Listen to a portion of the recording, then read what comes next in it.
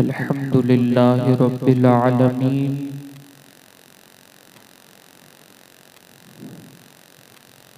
वल आक़िबतु लिल मुत्तक़ीन वस्सलातु वस्सलामु अला सय्यिदिल अंबियाइ वल मुरसलीन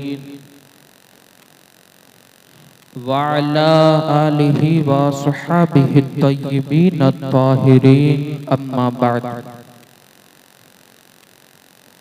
फ़अऊज़ु बिल्लाहि मिनश शैतानिर रजीम बिस्मिल्लाहिर रहमानिर रहीम या अय्युहल्लज़ीना आमनुत्तक़ुल्लाह वल तंजुर नफ्सुम मा क़द्दमत लिग़द सदक़ल्लाहु मौलानल अज़ीम व बल्लगना रसूलुहुन नबियुल अमीनुल करीम व नहनु अला ज़ालिका लमिनश शाहिदीन वश्शाकिरीन वल्हम्दुलिल्लाहि रब्बिल आलमीन। हाज़रीन मस्जिद व सामीन मोहतरम, अस्सलामु अलैकुम व रहमतुल्लाहि व बरकातुहू। पढ़िए अस्सलातु वस्सलामु अलैका या रसूल अल्लाह, अस्सलातु वस्सलामु अलैका या हबीब अल्लाह, अस्सलातु वस्सलामु अलैका या नबी अल्लाह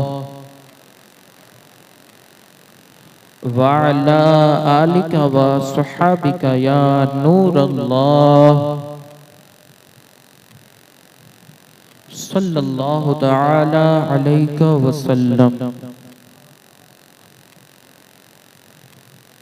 मेरे प्यारे आका सल्लल्लाहु तआला अलैहि वसल्लम के प्यारे दीवानों, अभी अभी मैंने जिस आय मुबारका की तिलावत करने का शरफ हासिल किया, रब्बे कदीर जल्ल जलालहू उस आयत मुबारका के मुताल्लिक फरमाता है, जिसका आसान सा तर्जमा ये है कि अल्लाह ताला फरमाता है, ए ईमान वालो अल्लाह से डरो। या अय्युहल्लज़ीना आमनुत्तक़ुल्लाह वल तंजुर नफ्सुम मा क़द्दमत लिग़द। हर नफ्स ये देखे, हर जान ये देखे कि उसने आगे यानी कल के लिए क्या तैयारी की है, क्या भेजा है। मेरे प्यारे आका सल्लल्लाहु तआला अलैहि वसल्लम के प्यारे दीवानों, यहाँ पर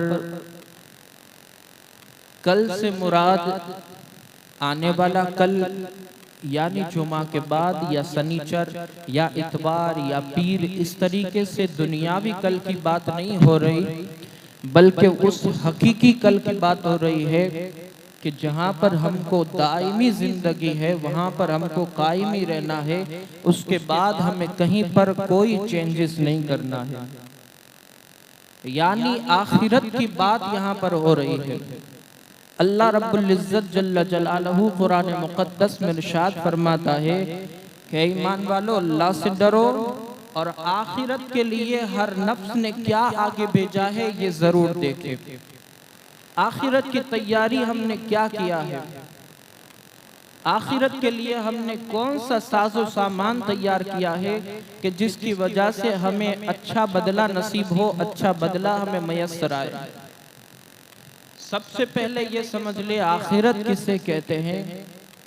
तो यहाँ पर आखिरत से मुराद मौत के बाद जो कायमी जिंदगी है, हश्र, और हश्र के बाद अगर अच्छा अमल हुआ तो जन्नत या बुरा अमल हुआ तो जहन्नम की तरफ हमें जाना है। इसी को आखिरत कहते हैं।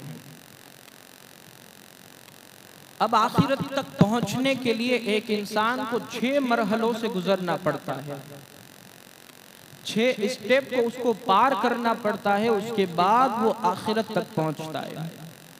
सबसे पहला स्टेप कौन सा? मिट्टी का खमीर, जो असलन तो हज़रत आदम अलैहिस्सलाम है और उसके बाद नस्ल इंसानी जो चली हजरत आदम अलैहिस्सलाम से। ये पहला स्टेप हुआ, मिट्टी का खमीर।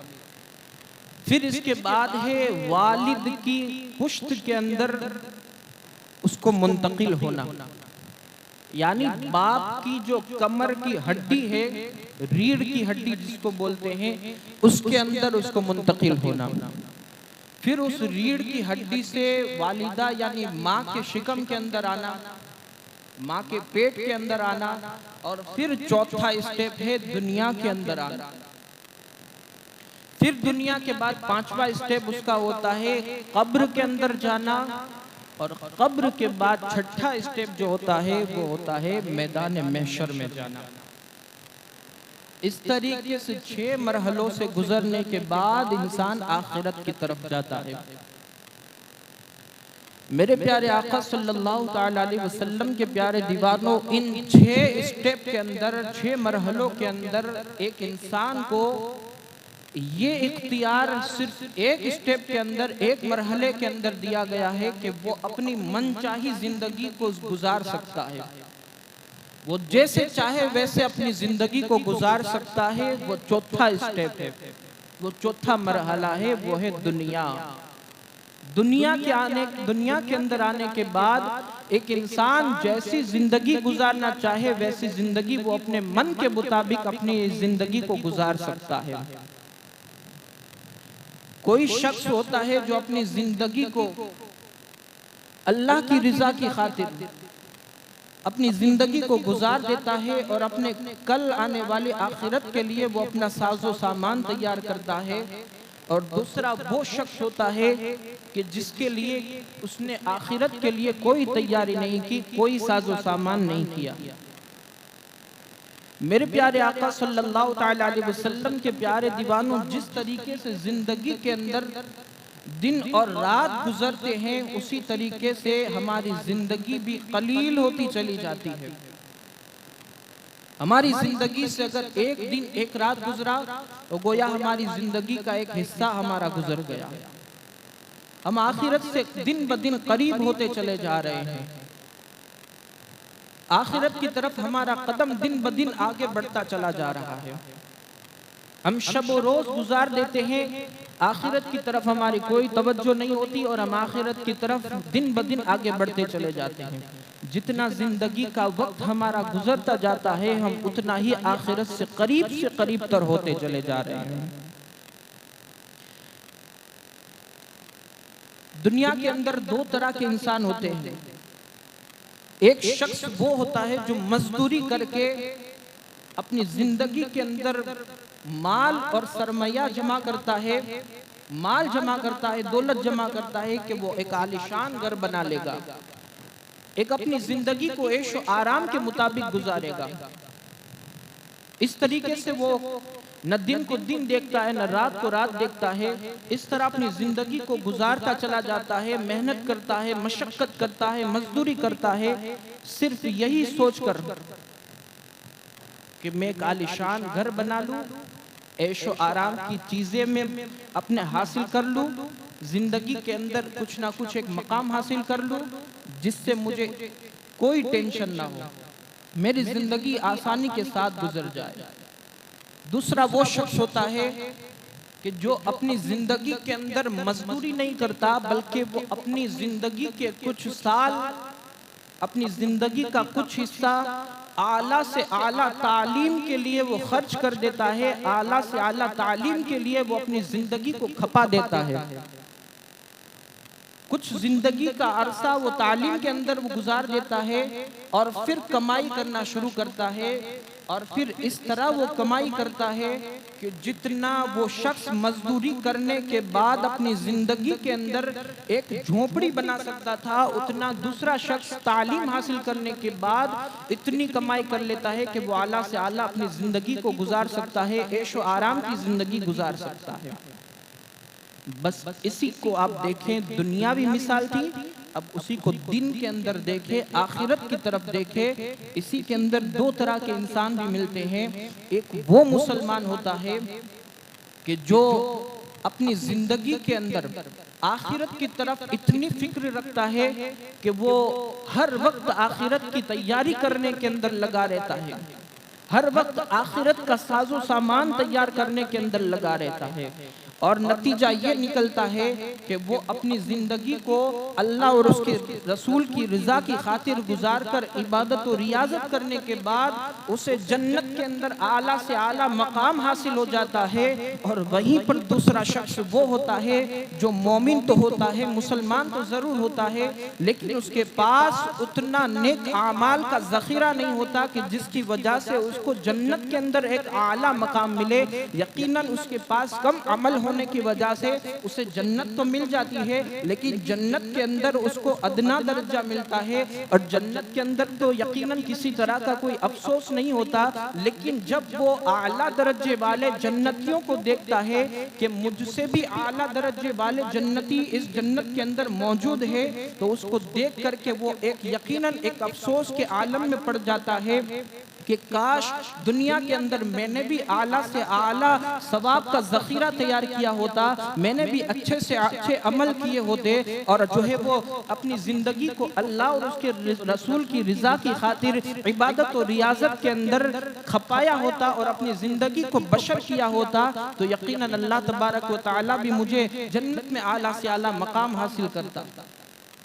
तो इसी तरीके से दो तरह के इंसान होते हैं, जन्नत तो मिलती है लेकिन उतनी जन्नत नहीं मिलती जितनी उसको चाहिए थी, तो आखिरत की तरफ कोई तवज्जो नहीं होती। आज हमारा हाल भी कुछ इस तरीके से ही हो गया। हम पूरी जिंदगी दुनिया हासिल करने के अंदर खपा देते हैं, आखिरत की तरफ हमारी कोई ध्यान कोई तवज्जो नहीं। हम सुबह उठते हैं वही कारोबार की फिक्र में चले जाते हैं, कारोबार में चले जाते हैं, कारखानों में चले जाते हैं, मीलों के अंदर चले जाते हैं, वही दुकानों पर बैठ जाते हैं और अपनी जिंदगी के शबो रोज को गुजार देते हैं। शाम होती है, घर पे आते हैं, घर पे आने के बाद खाना खाए, सो गए, फिर दूसरे दिन उठे, फिर वही कारोबार के अंदर नौकरी धंधे के अंदर वही लग गए। मैं आपसे पूछना चाहता हूं, हमने आखिरत के लिए क्या साजो सामान तैयार किया है? क्या हमारी सोच भी काफिरों की तरह एक सोच बन करके रह गई है? काफिरों की सोच यही होती है कि उन्हें यही लगता है कि हमें दायमी जिंदगी यहीं पर गुजारनी है,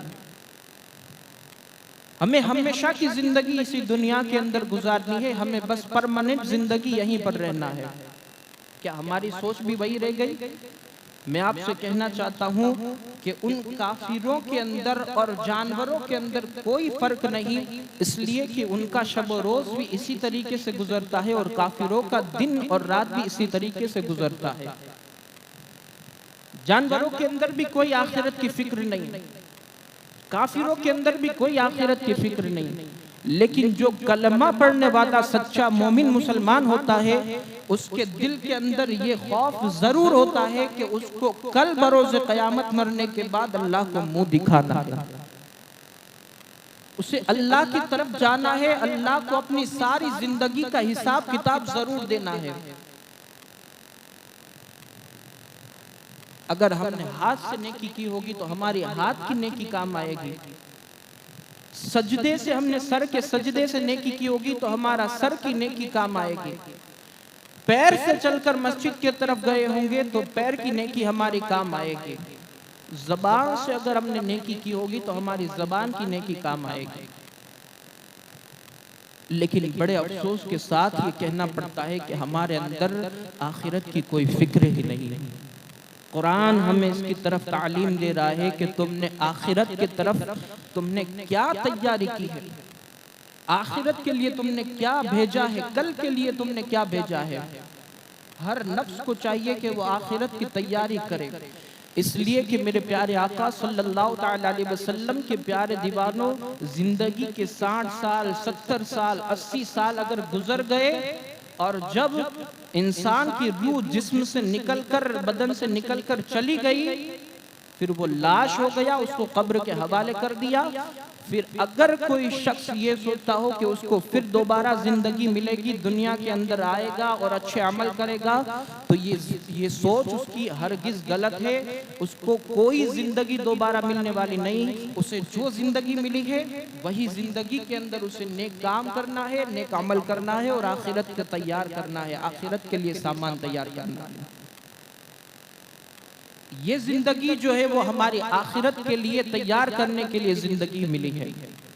इसीलिए फरमाया गया कि दुनिया आखिरत की खेती है, दुनिया आखिरत की खेती है। अगर यहाँ तुम बीज अच्छा बोओगे तो वहां तुम्हें फसल अच्छी मिलेगी, और अगर हमारा बीज यहाँ पर बुरा बोया तो फिर उसका जजा और उसका बदला भी हमारे लिए जहन्नम के अलावा और कुछ न होगा। और फिर वहां का फैसला तो ऐसा फैसला है कि उस फैसले को हमारे नेक अमल के अलावा कोई तब्दील नहीं कर सकता। मैं आपको एक शॉर्ट के अंदर एक चीज बता करके अपनी बात को मुकम्मल करूं कि अगर हमारे लिए कोई चीज काम आने वाली है तो वो हमारे नेक अमाल है। क्यों? इसलिए कि हजरत काब तफसीर रूल बयान के अंदर, हज़रत तफसीर रूल बयान के मुसन्निफ लिखते हैं कि हज़रत काब रदी अल्लाह ताला अन्हु फरमाते हैं कि कल बरोज़ क़यामत जब एक माँ के आमाल को तोला जाएगा तो उसके आमाल की सिचुएशन ये होगी और उसके आमाल की हालत ये होगी कि उसके गुनाहों का पलड़ा और उसकी नेकियों का पलड़ा दोनों बराबर होगा, दोनों यकसा हो जाएगा। उस वक्त अल्लाह तबारक व तआला उससे फरमाएगा कि जा कहीं से एक नेकी लेकर आ, तुझे इसका बदला जन्नत अता फरमा दिया जाए। वो सबसे पहले सोचेगी कि मैं किसके पास जाऊं, कौन आज के दिन मुझे जन्नत में जाने के लिए एक नेकी अता फरमा देगा। वो सबसे पहले तसव्वुर करती है कि मैं अपने बेटे के पास जाऊं। वो अपने ज़हन के अंदर ये बात लेकर अभी तलाश कर ही रही होगी कि उसे अपना बेटा मिलेगा और उससे कहेगी बेटा मेरी पोजीशन ये है कि मेरा दोनों पलड़ा एक जैसा हो गया है, गुनाहों का पलड़ा भी है और जो है वो सवाब का पलड़ा भी है। अगर कहीं से एक नेकी मिल जाए तो अल्लाह ताला मुझे जन्नत का परवाना अता फरमा देगा। बेटा मुझे आज के दिन तेरी एक ज़रूरत है। उस वो कहेगा बेटा कि माँ क्या है, तो माँ कहेगी बेटा मुझे एक नेकी अता फरमा दे, मैं जन्नत में चली जाऊंगी। तो वो बेटा कहेगा माँ मैं आज के दिन में तेरी कोई मदद नहीं कर सकता। वो माँ कहेगी बेटा मैंने तुझे दुनिया के अंदर जन्म दिया, आज के दिन तू मुझे एक नेकी दे दे, मैं जन्नत में चली जाऊंगी। वो बेटा कहेगा माँ मैं आज तेरी कोई मदद नहीं कर सकता। वो माँ कहेगी मैंने तुझे 9 महीने तक अपने पेट के अंदर रखा, तो आज मुझे एक नेकी दे दे, मैं जन्नत में चली जाऊंगी। वो बेटा कहेगा माँ मैं आज तेरी कोई मदद नहीं कर सकता। वो माँ कहेगी कि मैंने तेरी बचपने के अंदर तेरी गंदगियों को साफ किया है, मुझे एक नेकी देने से इनकार कर रहा है। वो बेटा कहेगा माँ मैं आज तेरी कोई मदद नहीं कर सकता। अब जरा अंदाजा लगाइए उस महशर का आलम क्या होगा, महशर की तपिश्त का आलम क्या होगा कि जब माँ बच्चे की ना होगी, बच्चा माँ का ना होगा, बाप बेटे का ना होगा, बेटा बाप का ना होगा, न भाई भाई को काम आएगा, न बहन जो है वो भाई को काम आएगी, कोई किसी का पुरसाने हाल नहीं होगा। अगर उस वक्त कोई काम आएगा तो हमारे नेक आमाल काम आएंगे। मैं आपसे पूछना चाहता हूँ आज हम अपनी औलाद के लिए ना हलाल देखते हैं ना हराम की तमीज करते हैं, ना हलाल देखते हैं ना हराम करते हैं। जो है वो अपनी औलाद के पेट के लिए हम हराम की तमीज नहीं करते, हलाल की तमीज नहीं करते। कल वही औलाद बरोज़े क़यामत हमारे किसी काम नहीं आएगी। आज हमने आलीशान घर बना लिया, दुनिया से चले गए, कौन रहने वाला है? पीछे वाले उसके अंदर अय्याशी करेंगे।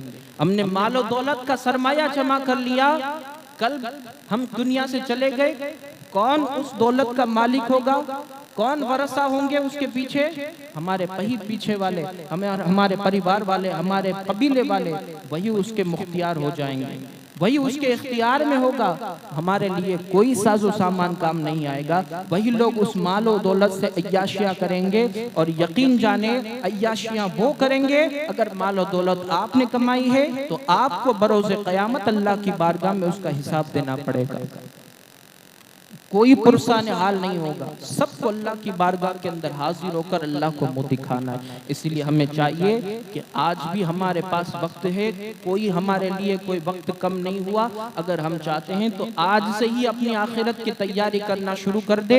यकीनन अल्लाह तबारक व तआला ने चाहा तो बरोज़ महशर अल्लाह तबारक व तआला हम सब की बेहिसाब बख्शिश फरमाएगा, बेहिसाब मग़फ़िरत फरमाएगा, और हम सबको आला से आला जन्नतुल फिरदौस में मकाम अता फरमाएगा। रब्बे क़दीर की बारगाह में दुआए मालिक मौला हम सबको कहने सुनने से ज्यादा अमल की तौफीक अता फरमाए। दौरान गुफ्तगू अगर कोई लग़्ज़िश या खामी हो, अल्लाह अपने प्यारे हबीब की नाले ने पाक के सदक़े तुफ़ैल में मुआफ़ फरमाए। अस्तग़फिरुल्लाह रब्बी मिन कुल्लि ज़ंबि व अतूबु इलैहि व मा अलैना इल्लल बलाग। अस्सलामु अलैकुम व रहमतुल्लाहि व बरकातुहू। तमाम हज़रात खड़े होकर सफ़ों को दुरुस्त कर लें।